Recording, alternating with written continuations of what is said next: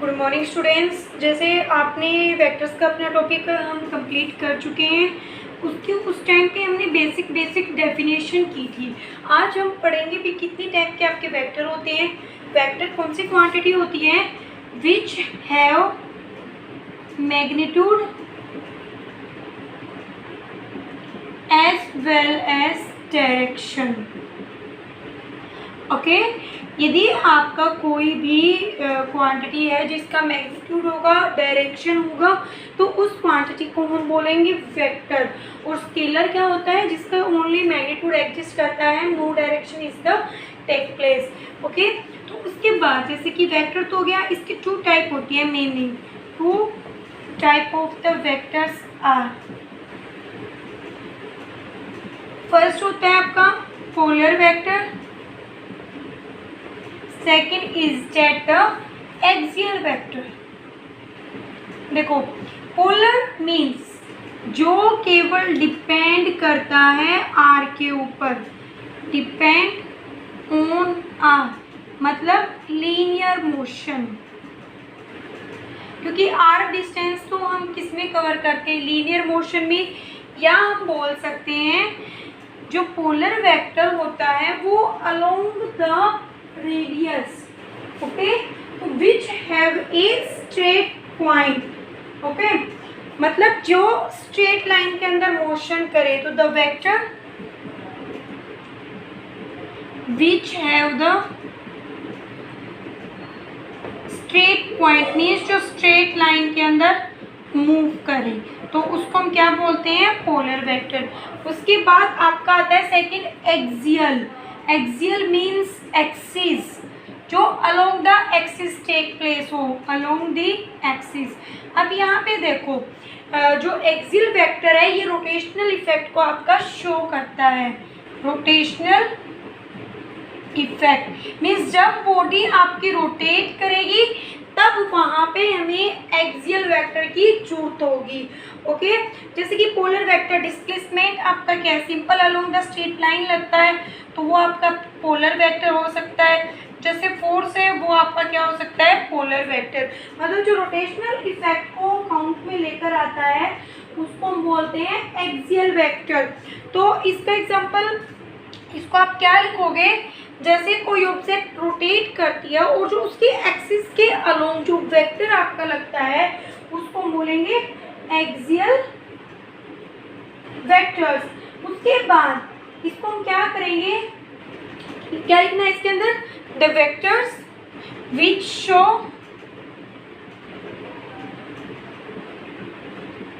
Rotational effect and act along the axis of rotation. मतलब जो axis है उसके अलोंग आपका ये वेक्टर टेक प्लेस होगा। ठीक है, तो इसका एग्जांपल आप कैसे दे सकते हो? जो रोटेशनल इफेक्ट, सिंपल जो वेलोसिटी होती है v, देखो ये जो v वेलोसिटी है ये होती है आपकी लीनियर वेलोसिटी। तो रोटेशनल इफेक्ट कहाँ पे आता है? जब हम लीनियर टर्म को r के साथ मल्टीप्लाई कर देते हैं तो वहाँ आपका रोटेशनल इफेक्ट हो जाता है। तो ओमेगा एंगुलर वेलोसिटी क्या होती है? r इंटू में वेलोसिटी वेक्टर।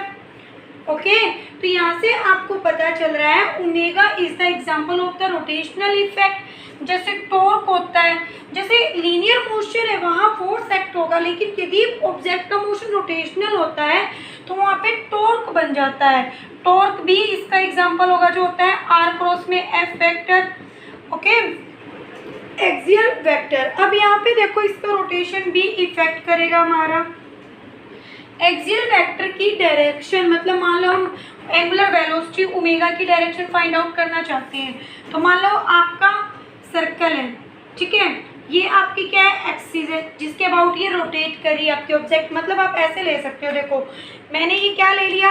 सर्कल, और एक्सिस इसके अबाउट ही, आपकी मार्कर के अबाउट ही हमारा रोटेशन हो रहा है, इससे अलावा हमारा रोटेशन नहीं होगा।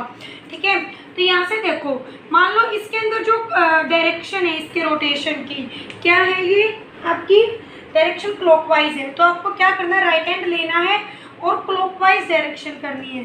क्लॉकवाइज डायरेक्शन ऐसे होगी, ठीक है, या फिर आप ऐसे करोगे, देखो ऐसे क्लॉकवाइज होती है, ऐसे डायरेक्शन करते हो तब मोशन क्लॉकवाइज, तो आपका अंगूठा एक्सियल वेक्टर को रिप्रेजेंट करेगा, आपका जो थंब है। तो यहाँ पे आपका एक्सियल वेक्टर क्या होगा, डाउनवर्ड। यहाँ पे आपका एक्सियल वेक्टर कोई भी हो सकता है, ये नहीं भी एंगुलर वेलोसिटी की बात कर रही हूँ, ठीक है। उसके बाद यदि उसका रोटेशन क्या हो, एंटी क्लॉकवाइज, मीन्स क्या, एंटी क्लॉकवाइज का मोशन ऐसे होता है, देखो रोटेशन एंटी क्लॉकवाइज आ रहा है, तो एक्सियल वेक्टर कहाँ होगा, अपवर्ड डायरेक्शन के अंदर। तो यहाँ आपका अपवर्ड डायरेक्शन में होगा। तो जब इस टाइप का जो वेक्टर होता है जहाँ रोटेशन का हमारा इफेक्ट इंक्लूड हो जाता है, तो उस वेक्टर को हम बोलते हैं एक्सियल वेक्टर। वेक्टर का कंसेप्ट आपके लिए बहुत ज़्यादा इंपॉर्टेंट है। यहाँ हम वेक्टर्स के बारे में इतना कुछ पढ़ेंगे, जैसे जो आप सिंपली मैथ के अंदर कैलकुलेशन करते हैं उससे डिफरेंट इसकी कैलकुलेशन होगी। स्केलर को तो हम सिंपली ऐसे मैथ की तरह ऐड कर सकते हैं, बट वेक्टर का एडिशन हमारा डिफरेंट होता है, ओके। उसके बाद जैसे कुछ डेफिनेशन है जो हम वेक्टर के बारे में करेंगे। Modulus of a vector, vector, अब इसको हम एग्जाम्पल से करेंगे, क्योंकि एग्जाम्पल से करना इजी रहता है, फिर उसको डिफाइन करेंगे। जैसे मान लो मैंने एक वेक्टर ले लिया, हमें पता है वेक्टर का क्या होता है, मैग्नीट्यूड एंड इट्स डायरेक्शन। तो ये क्या होगा, इसका magnitude and this is the direction of a vector, ठीक है। तो जो आपका मॉडुलस क्या होता है, the magnitude of a vector is known as the modulus of a vector. आपको लिखना है the magnitude of a vector is known as the modulus of that vector, the modulus of that vector, okay. तो यहाँ से हमें confirm होता है what is the modulus of a vector. उसके बाद आता है आपका जो बेसिकली बहुत इंपॉर्टेंट है, यूनिट वेक्टर, ठीक है। तो यूनिट वेक्टर हम कैसे निकालेंगे, unit vector, the vector which gives the direction of any vector या दैट वेक्टर, जो आपको डायरेक्शन देता है उसको हम क्या बोलते हैं, यूनिट वेक्टर। तो हम क्या लिखेंगे, a unit vector is that vector which have unit magnitude and have the same direction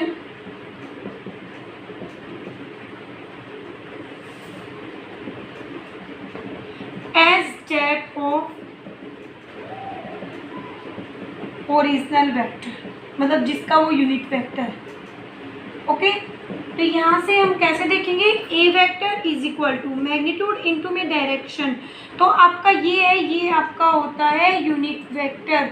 तो आपको कभी unit vector gives the direction,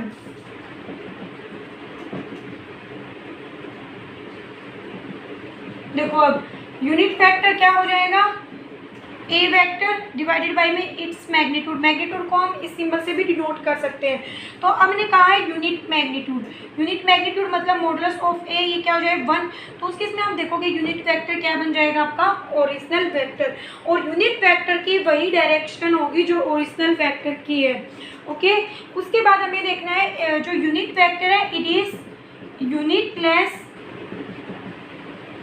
and dimensionless, ना तो इसका कोई डायमेंशन होता, बिकॉज देखो ये भी वेक्टर है, ये उसका मैग्नीट्यूड है, तो इफेक्ट अपने आप में एक दूसरे को कैंसिल आउट कर रहा है, ओके। तो जब भी हमें डायरेक्शन देखनी होती है सिंपल लैंग्वेज में, तो हम बात करते हैं यूनिट वेक्टर्स की। बेसिकली आपको डेफिनेशन ये याद करनी है, unit vector is that ratio of the original vector divided by the magnitude of the vector. This is very important concept related to the vectors, okay. तो अब देखो जैसे कि हमें पता है एक्स एक्सिस होता है, वाई एक्सिस होती है, x axis, y axis and z axis, इनके यूनिट वेक्टर्स क्या होगा, इनके यूनिट वेक्टर्स को हम रिप्रेजेंट करके जो कैप लगा रखी हो ना, मीन्स डायरेक्शन, तो आई कैप वाई के अलोंग जे कैप, जेड के अलोंग के कैप। कई बार हम सिंपलिसिटी के लिए इसको एक्स कैप भी लिख देते हैं, इसको वाई कैप भी लिख देते हैं, इसको जेड कैप भी, बट एक्चुअली में जो इसकी साइंटिफिक रिप्रेजेंटेशन है वो I cap, J cap and the K cap. Okay, इसके बेस पे हम एक न्यूमेरिकल करते हैं, इससे हमें फिर क्या हो जाएगा, यूनिट वेक्टर और मॉड्यूलस का कंसेप्ट थोड़ा सा अच्छे से क्लियर हो जाएगा।